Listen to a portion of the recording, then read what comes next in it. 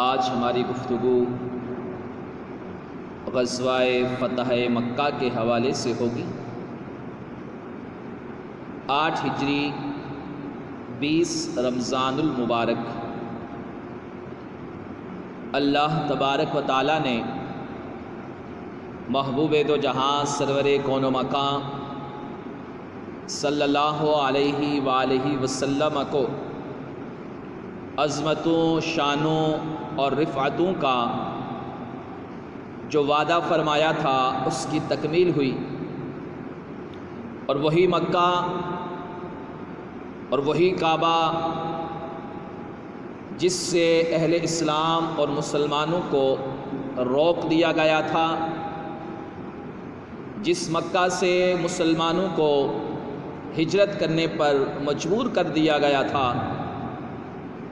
وہاں میرے محبوب علیہ السلام فاتح کی حیثیت سے داخل ہوتے ہیں۔ فتح مکہ کے اسباب کیا تھے؟ مختصر عرض کرتا ہوں کہ جب نبی کریم علیہ السلام نے خواب دیکھا، عمرے کی نیت سے تشریف لے گئے، حدیبیہ کے مقام پر کفار مکہ سے معاہدہ ہوا تھا جسے صلح حدیبیہ کہا جاتا ہے۔ اب اس کی پاسداری چل رہی تھی، مگر کفار مکہ کی طرف سے اس کی وعدہ خلافی کی گئی، معاہدے کی خلاف ورزی کی گئی، اور انہوں نے بنو بکر سے جو عہد تھا اور قریش دونوں نے وہ عہد توڑ دیا۔ تو نبی کریم علیہ السلام کے ساتھ معاہدے میں عمر بن سالم خزاعی قبیلہ بھی شامل تھا۔ ان کے افراد کو انہوں نے قتل کیا، معاہدے کی خلاف ورزی کی۔ وہ نبی کریم علیہ السلام کی بارگاہ میں مدد کے لیے پہنچے کہ ہم بھی آپ کے ساتھ معاہدے میں شامل ہیں اور ہمارے ساتھ ایسا سلوک کیا گیا۔ نبی کریم علیہ السلام نے ارشاد فرمایا کہ تمہاری مدد کر دی گئی۔ پھر آپ علیہ السلام نے اس خبر کی تصدیق کی تو واقعہ ہی بنو بکر اور قریش نے معاہدے کی خلاف ورزی کی۔ آقا کریم علیہ السلام نے 3 شرائط اہل مکہ کے سامنے رکھی۔ پہلی فرمایا کہ خزاع قبیلے کے مقتولین کا قصاص خون بہا دے دیا جائے۔ دوسری یہ ہے کہ بنو نفاثہ کی حمایت سے دستبردار ہو جائیں، جس قبیلے کے لوگوں نے خزاع قبیلے کے لوگوں کو قتل کیا تھا۔ یا تیسرا یہ کہ اعلان کر دیں کہ معاہدہ جو حدیبیہ کا تھا وہ ختم۔ چنانچہ اہل مکہ نے تیسری شرط کو منظور کیا کہ ہم وہ معاہدہ ختم کر دیتے۔ آقا کریم علیہ السلام نے خفیہ جہاد کی تیاری فرمائی، لشکر کی تیاری فرمائی۔ حضرت حاتب بن ابی بلتع رضی اللہ تعالی عنہ، ان کے بیوی بچے مکے میں تھے اور یہ خود ہجرت کر کے مدینہ طیبہ میں موجود تھے۔ انہوں نے اپنے بیوی بچوں کی حفاظت کے لیے ایک خفیہ تحریر لکھی اہل مکہ کو، اور نبی کریم علیہ السلام کی جہاد کی تیاری کی خبر اس میں لکھی۔ نبی کریم علیہ السلام نے حضرت علی، زبیر اور مقداد رضی اللہ تعالی عنہم کو بھیجا اور فرمایا کہ روضہ خاخ میں تمہیں ایک عورت اونٹنی پر سوار نظر آئے گی، اس کے پاس خط ہے، وہ لے آؤ، کیونکہ اس میں خفیہ خبر تھی۔ اور حضرت حاتب بن ابی بلتع رضی اللہ تعالی عنہ یہ جلیل القدر صحابہ میں بھی ان کا شمار ہے، اور جن کی معافی کا ذکر بھی قرآن میں موجود ہے، لہذا کوئی اعتراض نہ کرے کہ جب اللہ اور اس کے رسول نے معاف فرما دیا ان کی اس غلطی کو تو کوئی تنقید یا جرا نہیں کر سکتا۔ الغازی احباب جب وہاں پہنچے جہاں حضور نے فرمایا تھا تو عین اسی جگہ وہ عورت ملی۔ حالانکہ آپ مدینے سے چلے اور عورت وہ پہلے سے چلی ہوئی تھی، لیکن محبوب علیہ السلام نے فرمایا کہ فلاں مقام پر وہ تمہیں ملے گی۔ یہ بھی میرے محبوب علیہ السلام کا علم غیب ہے۔ جب عورت ملی، مولا کائنات نے فرمایا کہ خط نکالو، سامان کی تلاشی لی گئی، کوئی خط نہیں نکلا۔ تو مولا کائنات نے جو جملہ فرمایا، یہ کتاب المغازی کے اندر حدیث موجود ہے، صحیح بخاری کے اندر بھی موجود ہے۔ آپ نے فرمایا کہ اللہ کی قسم، رسول اللہ صلی اللہ علیہ وسلم نے جھوٹ نہیں بولا، آپ نے جو فرمایا ہے وہ سچ فرمایا ہے، خط نکالو ورنہ ہم تمہارے کپڑوں کی بھی تلاشی لے کر وہ خط ضرور نکالیں گے، کیونکہ محبوب علیہ السلام کا فرمان جھوٹا نہیں ہو سکتا۔ چنانچہ اس نے اپنے بالوں سے خط نکال کر وہ دیا۔ پھر وہ جب مکے میں جو ہے وہ مدینے میں پہنچے، سارا معاملہ ہوا، انہوں نے عذر پیش کیا کہ کیوں لکھا، تو اللہ تعالیٰ نے قرآن مجید میں اس کی معافی کا اعلان بھی موجود ہے۔ الغرض آقا کریم علیہ السلام نے یہ لشکر تیار کیا اور 10,000 صحابہ اکرام کا یہ لشکر جرار آپ علیہ السلام نے تیار فرمایا، اور 10 رمضان المبارک کو آقا کریم علیہ السلام مدینے سے مکہ کی طرف روانہ ہوئے۔ حضرت عباس رضی اللہ تعالیٰ عنہ جو کہ ایمان تو لے آئے تھے بدر کے بعد، مگر ابھی تک مکے میں مقیم تھے، راستے میں یہ اپنے اہل و عیال کے ساتھ ہجرت کر کے مدینے آ رہے تھے، تو مقام جحفہ میں ان سے ملاقات ہوئی، تو انہوں نے بچوں کو مدینے بھیجا اور خود اسلامی لشکر میں شامل ہو کر یہ بھی فتح مکہ کے جہاد میں شامل ہو گئے۔ المختصر یہ کہ آقا کریم علیہ السلام نے مختلف قبائل کے جھنڈے تیار فرمائے، اور آقا کریم علیہ السلام یہ سارا لشکر لے کر مکہ شریف سے 1 دن کے فاصلے پر جس جگہ کا نام مرء الزہران تھا، آقا کریم علیہ السلام نے وہاں لشکر کا پڑاؤ ڈالا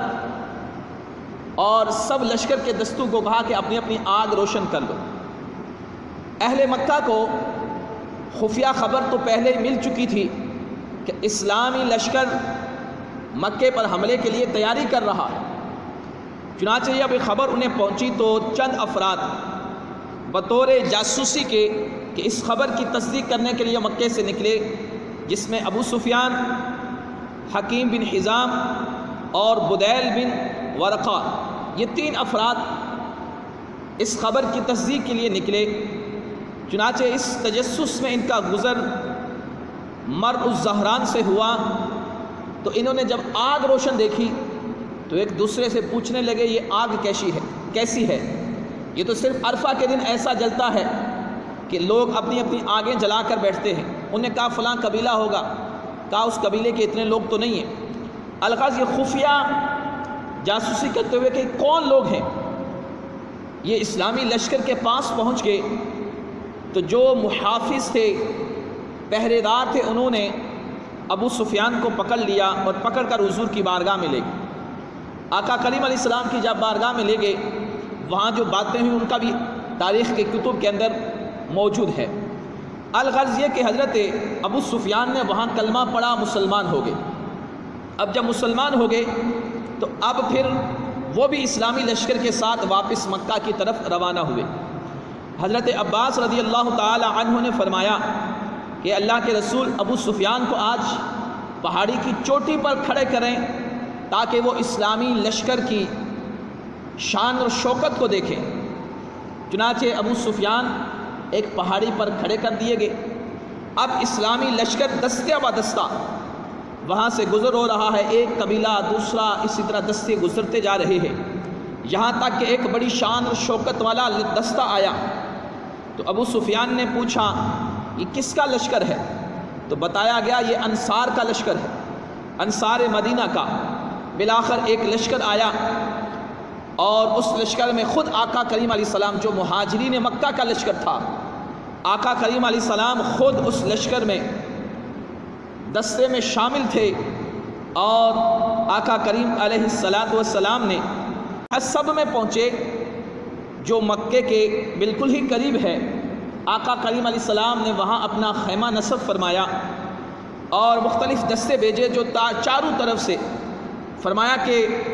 صفا کے درمیان حضرت خالد بن ولید کی قیادت میں ایک لشکر بھیجا گیا اور ایک دوسری طرف سے لشکر بھی آیا گیا، تو دو حصے بنا کر آقا کریم علیہ السلام نے بھیجے کہ اور ساتھ میں یہ حکم دیا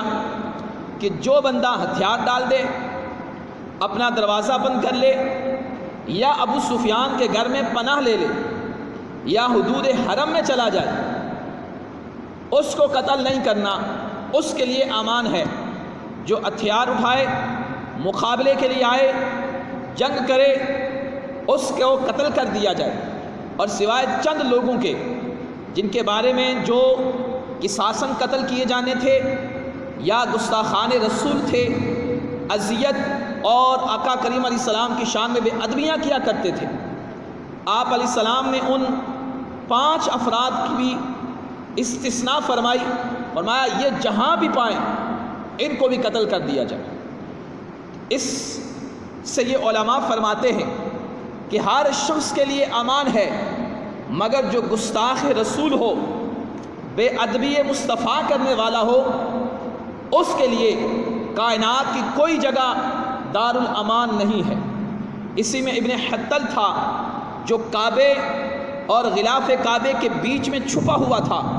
صحابہ نے پوچھا، آقا کریم علیہ السلام نے فرمایا اس کو وہاں بھی قتل کر دیا جائے کیونکہ یہ گستاخ رسول تھا۔ المختصر یہ کہ آقا کریم علیہ السلام نے جب اس جگہ قیام فرمایا، تھوڑا آرام کیا، پھر آقا کریم علیہ السلام نے غسل فرمایا، پورا جسم ہتھیاروں سے لیس فرمایا، اور پھر اپنی قصوہ سواری پر، اونٹنی پر سوار ہوئے اور شان و شوکت کے ساتھ، حدیث میں آتا ہے آپ نے سیاہ امامہ پہنا ہوا تھا، آقا کریم علیہ السلام نے اپنے ساتھ سواری پر حضرت اسامہ بن زید رضی اللہ تعالیٰ عنہ کو بٹھایا، جو حضرت زید حضور کے غلام تھے، ان کے بیٹے کو اپنی سواری پر اسامہ بن زید رضی اللہ تعالیٰ عنہ کو ساتھ بٹھایا، اور آقا کریم علیہ السلام کا پورا جسم جنگی ہتھیاروں سے ڈھکا ہوا تھا سوائے چشمان مبارک کے۔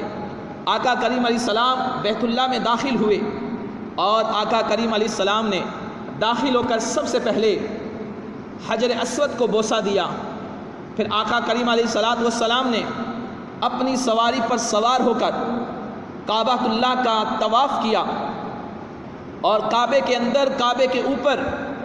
جو 360 بت تھے، آقا کریم علیہ السلام کے ہاتھ میں ایک عصا مبارک تھی، آقا کریم علیہ السلام ہر بت کو وہ لگاتے اور یہ آیت مبارکہ پڑھتے جاتے، جاء الحق وزهق الباطل ان الباطل كان زهوقا جاء الحق وما يبدئ الباطل وما يعيد۔ آقا کریم علیہ السلام ان آیات کی تلاوت فرماتے جاتے اور وہ بت نیچے گرتے جاتے، یہاں تک کہ آقا کریم علیہ السلام نے پورے خانہ کعبہ کو بتوں سے پاک فرما دیا۔ حدیث میں آتا ہے کہ کچھ بت اوپر تھے، نبی کریم علیہ السلام نے مولا کائنات کو فرمایا کہ آپ میرے کندھوں پر سوار ہو کر ان بتوں کو نیچے گرائیں، تو مولا کائنات حضرت علی شیر خدا کرم اللہ تعالی وجہ الکریم دوش مصطفیٰ پر سوار ہوئے اور ان بتوں کو گرایا۔ کعبہ اللہ کے اندر آقا کریم علیہ السلام نے جو تصاویر بنی ہوئی تھی انہیں اپنے ہاتھ سے بٹھایا، اور آپ نے کعبے کے جو چابی بردار تھے حضرت عثمان، آقا کریم علیہ السلام نے انہیں بلایا، اور یہ بھی ایک واقعہ ہے کہ آقا کریم علیہ السلام نے مکی زندگی میں فرمایا تھا، عثمان یاد رکھنا ایک دن آئے گا کہ یہ چابی میرے ہاتھ میں ہوگی،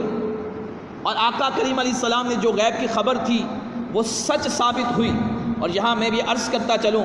کہ آقا کریم علیہ السلام نے ان سے چابی لی، کعبے کا دروازہ بند کیا، اندر کے چند افراد حضرت اسامہ، حضرت بلال اور حضرت عثمان بن طلحہ اور آقا کریم علیہ السلام، یہ 4 افراد آقا کریم علیہ السلام نے اندر ہو کر دروازہ بند کر دیا، اور پھر آقا کریم علیہ السلام نے خطبہ پڑھا۔ ایک طویل واقعہ ہے، الغرض یہ کہ یوں فتح مکہ ہوا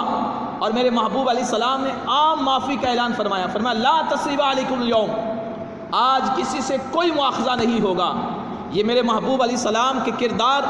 اور اخلاق کی وہ اعلیٰ مثال ہے کہ کائنات میں کسی اور شخص کی ایسی مثال نہیں۔ وہی لوگ جنہوں نے اذیتیں دی، ہجرت پر مجبور کیا،